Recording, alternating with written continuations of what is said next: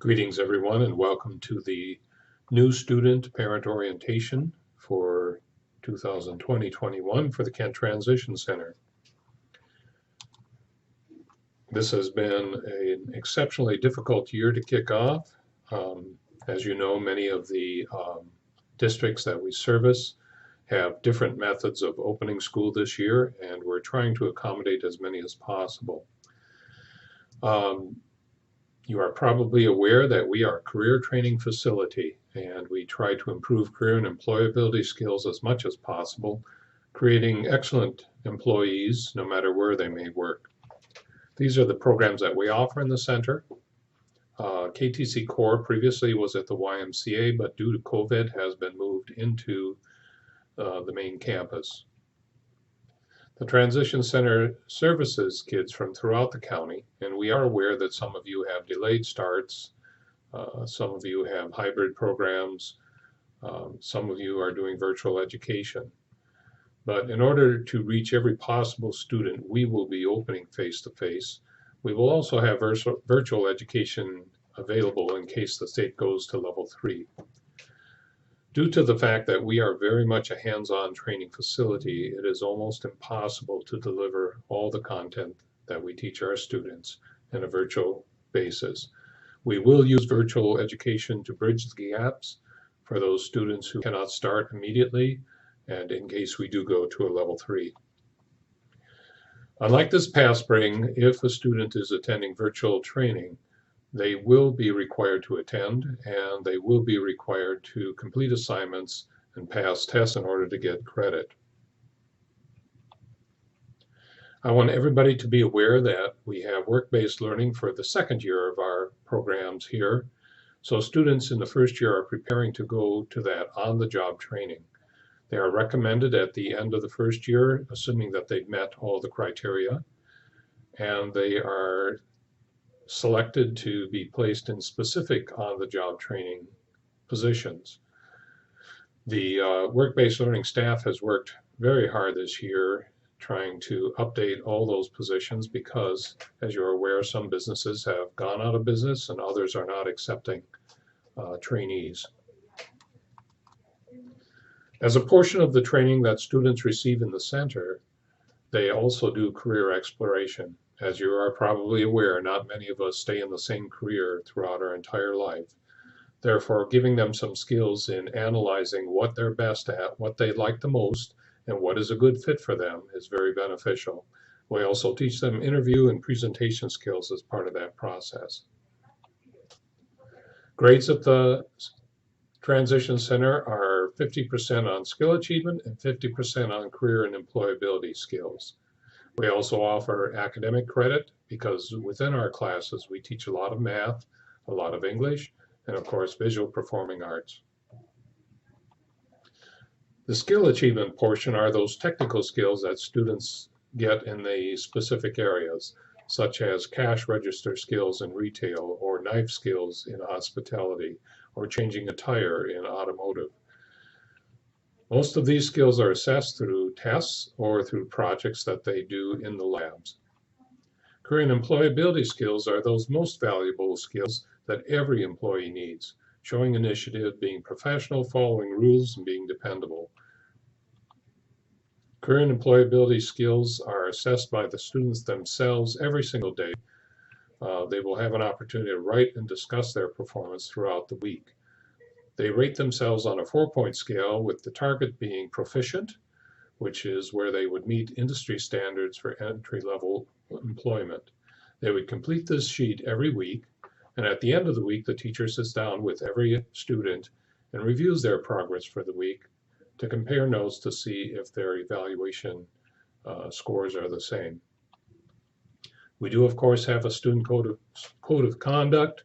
We want to make sure that students behave in a way that is not a danger and certainly does not disrupt other students in the classroom. The typical behavior expectations we have are those that you would expect in an employment situation. Nothing that's disruptive or distracting, being respectful, and of course, following all class rules. Many of those class rules have to do with coming to the classroom on time, their participation in the class, and then leaving when expected. Dress code and grooming is very important here, probably more so than the local schools, because employers expect certain dress code and grooming criteria. If you are preparing for a job in retail, there's a certain way that retail organizations expect you to dress, and certainly hygiene is very important. Our particular dress codes are, some are specific to the program, such as in hospitality, students are required to wear closed-toed, non-mesh shoes. That's a safety issue because if they're transporting boiling or hot liquids and they spill, we don't want their feet to be burned. We're very involved in situations of harassment and bullying, and that is because of what we do. Some of the tasks that our students are involved in may have some danger to them. For example, knife skills in the culinary program. And if a student is being bullied or harassed, they're probably not focusing on what they need to be focusing upon, which is the knife skills, and could create a dangerous situation. It's also been proven over and over again, if people do not feel emotionally safe or physically safe, they're not going to learn. Lots of times we work through a restorative practices model, getting the students to see why their behavior is interfering with others and making sure that it does not continue. Substance abuse is a big issue with employers. Many employers complain that they can't hire employees because the prospective employees can't pass the substance abuse test. So we train that in our programs here, the implications of using illicit substances. If a student is on a prescribed medication, they can take that here at the center if needed. You will need a student medication authorization form to be completed, which includes a physician sign-off. The medications are kept here in the main office, and the office staff is trained in dispensing them. Most students are transported to the building here by the local district, by school bus. Some students arrive by parent transportation, and some drive themselves. If a student drives themselves, they will need a parking permit. They can pick that up in the main office here, and it has to be signed off by the parent and the local school district. We do allow cell phones in the building. However, they can only be used before and after class or during break. Once class instruction begins, they need to be turned off and put away so they are not a distraction. Safety is our number one concern. All classes teach safety procedures before they're taught anything else. All safety glasses, protective gear is provided by us. There's nothing that the student needs to bring from home. First aid is available in the office, and we ask that if a student is injured, that they report it immediately to one of the staff people to have it checked out so that they are adequately taken care of. I want to re-emphasize that we provide all supplies a student needs, all tools, materials, and textbooks. There is nothing they need to bring from home. Students will be held responsible should something due to neglect or carelessness or maliciousness. They may be asked to pay for those items. Computers are prolific here in the building. Access to the computers and network is specifically for the training that they're being provided. If it's used for anything else, the student may lose accessibility to the network. We do have software that tracks students, where they go and what they do on the internet. Here's our program schedule. It's different this year. All our students will be arriving second or third sessions. So your son or daughter should be in one of those two sessions, and you should have received the schedule from the home school indicating which one it is. Students can get out of class early if they have a doctor or dentist appointment or anything along that line. However, we do need a written note from the parent or guardian, or a phone call, or a face-to-face contact okaying it. They can be released to the parent, to a properly identified person who is authorized to act on the part of the parent or guardian, or the student can be released on their own as long as we have parent or guardian permission. We typically do not have visitors to the building. That is, visitors that are invited by the students. This is primarily due to liability and safety concerns. Parents are typically welcome, but due to COVID, uh, they are not allowed in the buildings at this time. Once COVID is lifted, we do love to see parents come into the programs. Attendance is a huge factor in employers' decisions on whether they hire somebody, so it's a huge factor for us in teaching students what's important for jobs. It is factored into whether or not they get placed in the second year program, which is the on-the-job training. If a student has to be absent, they need to contact their instructor at least 30 minutes prior to class. The instructor will give them information on how to do that.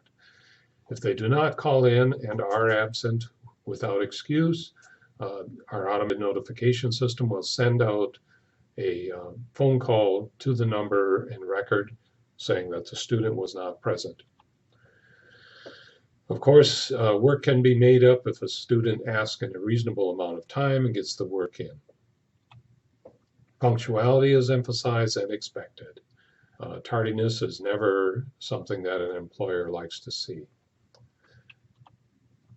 If the Kent Transition Center is going to be closed, we do communicate with families via school messenger, phone calls or texts are sent out, and of course we're listed on local radio and TV. We partner with Michigan Rehab Services. They provide some great opportunities for our students in building. For any student who qualifies, we try to open a referral before they leave our system. We also offer a summer employment program, which is given to those students who are recommended based on their achievement here in the building. And that is funded through funds partially by Michigan Rehab Services. Many of the policies that we have in place here are in our student parent handbook. That student parent handbook is placed on our website. It is also reviewed with every student in the programs here. We do not discriminate against anyone here in the building. However, should you feel that your son or daughter has been discriminated upon for any of the reasons listed here, we encourage you to contact Connie Sullivan, our Assistant Superintendent of Human Resources and Legal Services. Power School Parent Portal is an incredible way to keep track of what's going on in school. It posts all the students' grades, all their attendance records. It helps us if there's any errors in when a student was recorded as present or absent, and also to correct any academic grade differences that you may have. Please sign up for it. If you have any question about it, you can reach out to Vicki Bickle.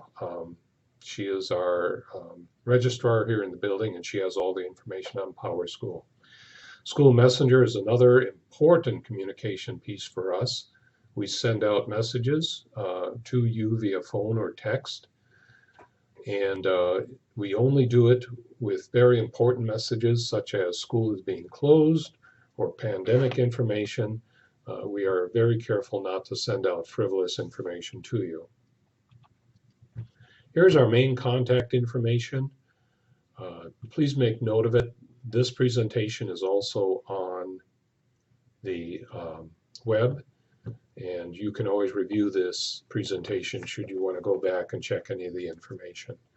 I want to also note that we are on Instagram and Facebook. Please find Kent Transition Center and like us, because we do post much information on there. I will be holding office hours personally on the 17th and 18th of next week. If you have any personal questions, needs, anything at all, please do reach out and call. You can reach me at the 365-2391 number listed here.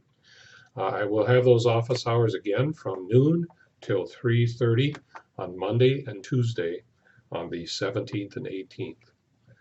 With that, I hope we have a spectacular year. I'm looking forward to seeing all the students coming through the door. Thank you very much. See you soon.